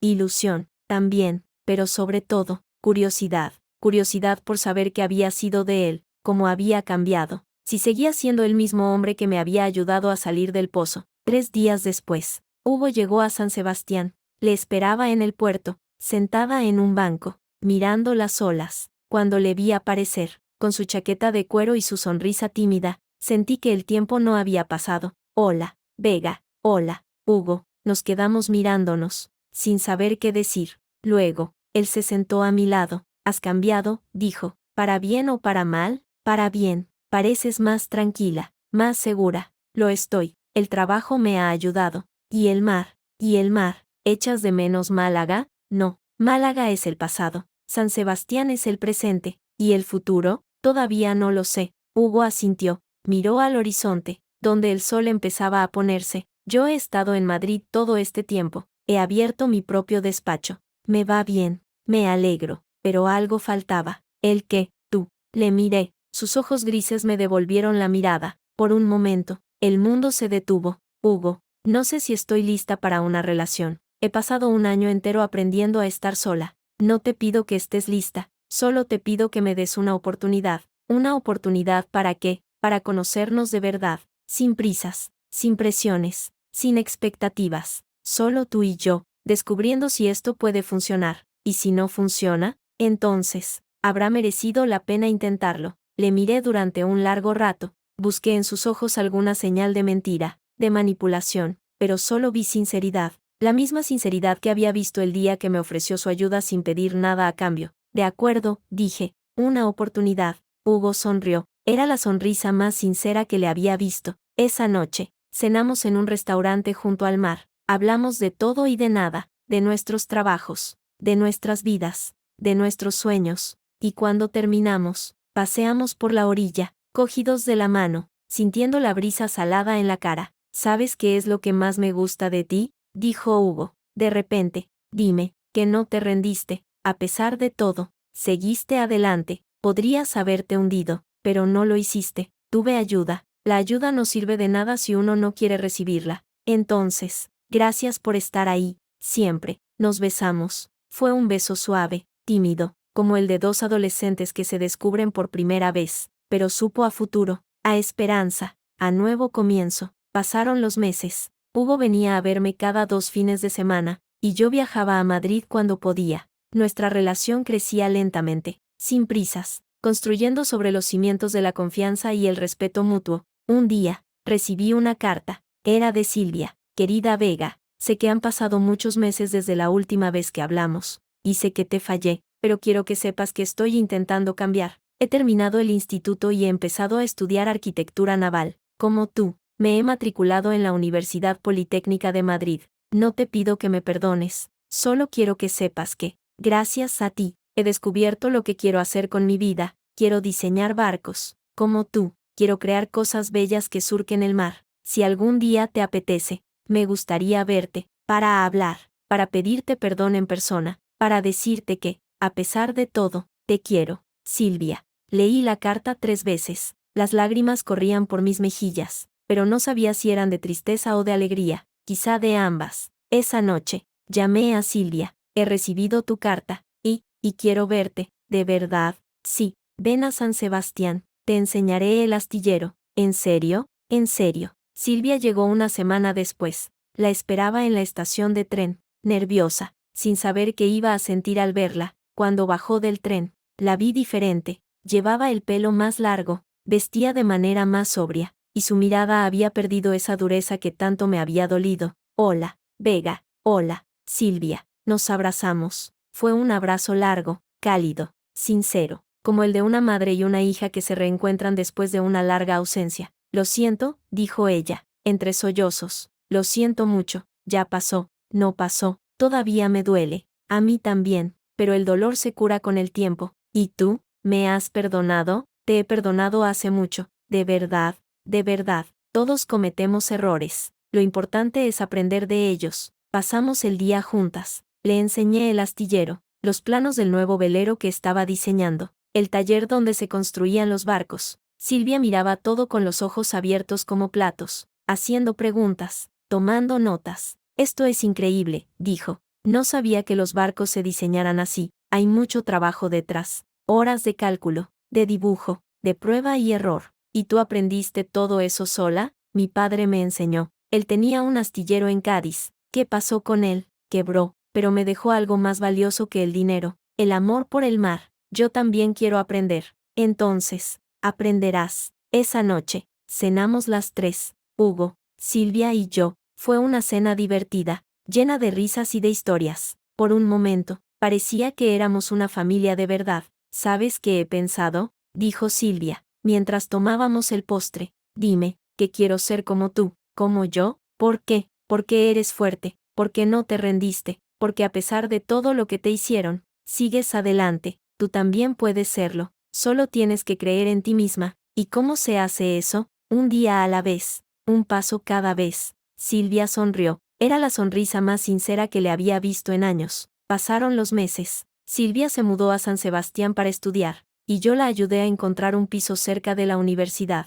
Los fines de semana, venía a casa, comíamos juntas, hablábamos de barcos y de la vida. Poco a poco, nuestra relación se fue reparando, como un barco que después de una tormenta, vuelve a navegar. Un día, recibí una llamada inesperada. Era del centro penitenciario de Alcalá Meco. Berta quería verme. ¿Para qué?, pregunté, sorprendida. No lo sé, solo dice que quiere hablar con usted. Dudé, no tenía ningún interés en ver a Berta, pero algo en mí, quizá la curiosidad, quizá la necesidad de cerrar el círculo, me hizo aceptar. Fui a la cárcel un sábado por la mañana. Berta me esperaba en una sala de visitas, vestida con el uniforme gris de los presos, sin maquillaje, sin el abrigo de pieles, sin la arrogancia de antes. Parecía mayor, derrotada. Gracias por venir, dijo. Cuando me senté frente a ella, no sabía si venir, pero aquí estoy. Quería pedirte perdón. Me quedé en silencio. No esperaba esa palabra de su boca. ¿Perdón? Sé que no tengo derecho a pedirlo. Sé que te hice mucho daño, pero quería que supieras que me arrepiento.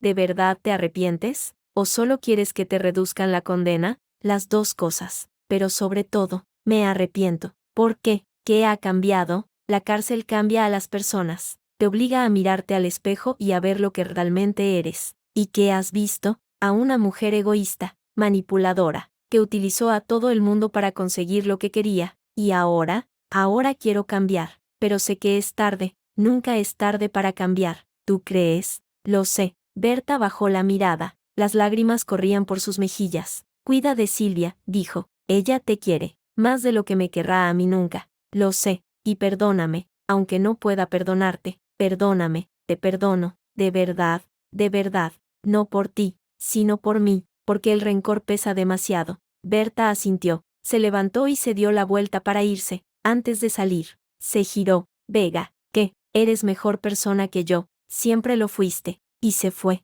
Salí de la cárcel sintiendo una mezcla de alivio y tristeza. Alivio porque había cerrado ese capítulo. Tristeza porque, a pesar de todo, Berta era una mujer rota. Y eso nunca es motivo de alegría. Pasó un año más. Mi carrera despegó. El Venganza ganó otro premio. Esta vez internacional. Me nombraron directora de diseño de Noram Yachts. Compré un piso en San Sebastián, con vistas al mar. Hugo se mudó conmigo. Silvia terminó su primer año de universidad con matrícula de honor.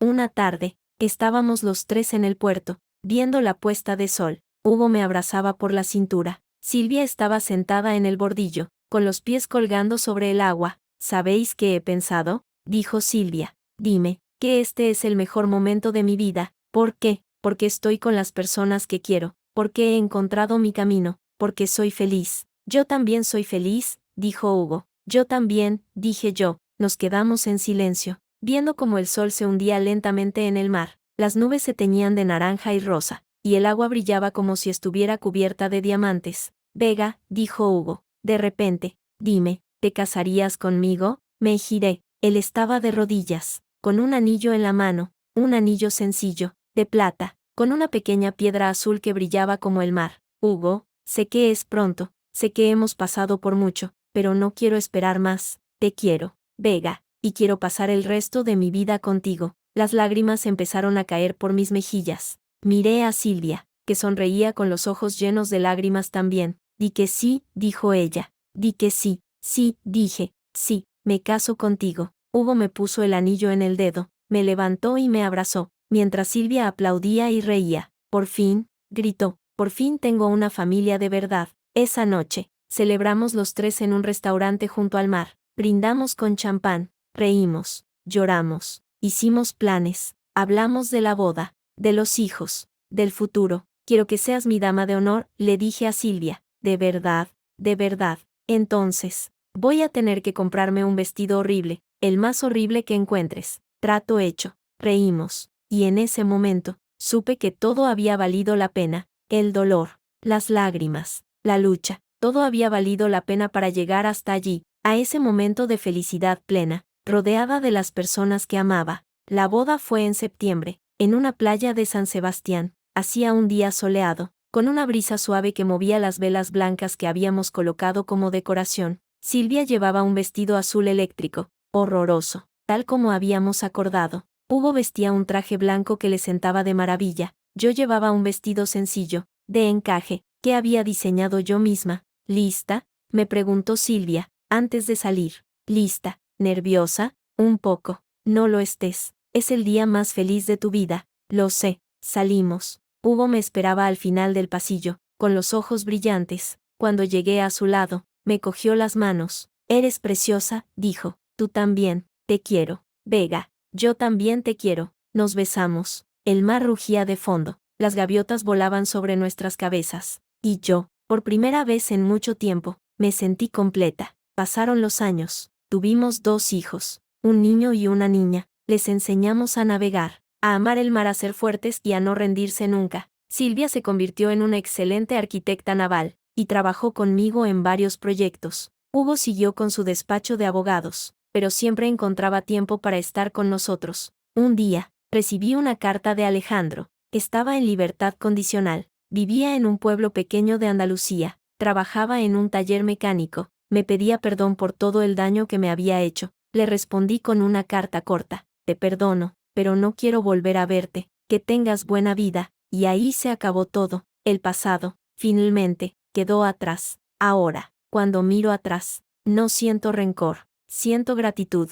Gratitud por haber tenido la fuerza para salir adelante, por haber encontrado a las personas adecuadas, por haber construido una vida que vale la pena vivir. El mar sigue ahí, frente a mi casa. recordándome que la vida es como las olas. A veces sube, a veces baja, pero siempre sigue adelante, y yo, como un barco bien construido, sigo navegando.